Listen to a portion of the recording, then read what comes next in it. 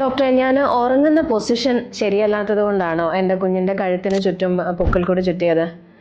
ഒരുപാട് പേഷ്യൻസ് സംശയം ചോദിക്കുന്ന ഒരു കാര്യമാണിത്. നമ്മൾ ചിലപ്പോൾ 8-ാം മാസത്തെ സ്കാൻ ചെയ്ത് കഴിയുമ്പോഴത്തേക്ക് ഇങ്ങനെ കോർഡറൽ നെക്ക് കാണാറുണ്ട്. ഒരു 25% തൊട്ട് 30% സ്കാൻസിലും നമ്മൾ ഈ ഒരു ഫൈൻഡിങ് കാണാറുള്ളതാണ്. അപ്പോൾ ഈ ഗർഭിണി കിടന്നുറങ്ങുന്ന പൊസിഷനോ അല്ലെങ്കിൽ ഒരു സൈഡിൽ നിന്ന് മറ്റേ സൈഡിലേക്ക് പെട്ടെന്ന് തിരിയുന്നതോ, അതും അല്ലെങ്കിൽ വെയിറ്റ് എടുക്കുന്നതോ, കുനിഞ്ഞു നൂന്നുള്ള ജോലി ചെയ്യുന്നതോ, ഇങ്ങനെയുള്ള കാരണങ്ങൾ കൊണ്ടൊന്നുമല്ല കോർഡറൽ നെക്ക് ഉണ്ടാവുന്നത്. അതിൻ്റെ പ്രധാന കാരണങ്ങൾ എന്ന് പറയാനായിട്ട് കുഞ്ഞിൻ്റെ മൂവ്മെൻറ്റ്സ് ആണ്. അതായത് ഫീറ്റൽ മൂവ്മെൻറ്റ്സ് വളരെ ഫ്രീക്വൻ്റ് ആയിട്ട് കുഞ്ഞ് അനങ്ങിക്കൊണ്ടിരിക്കുന്നത് കൊണ്ട് വരാം.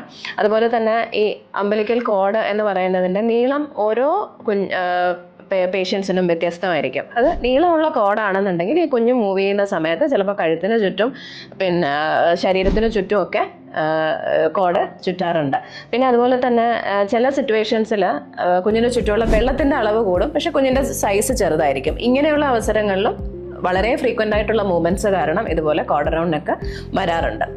പിന്നെ ചെറിയ ബേബി ആണെങ്കിലും ഇതേ സെയിം റീസൺ കൊണ്ട് തന്നെ പൊക്കിൾ കൊടി ചുറ്റി കാണാറുണ്ട്.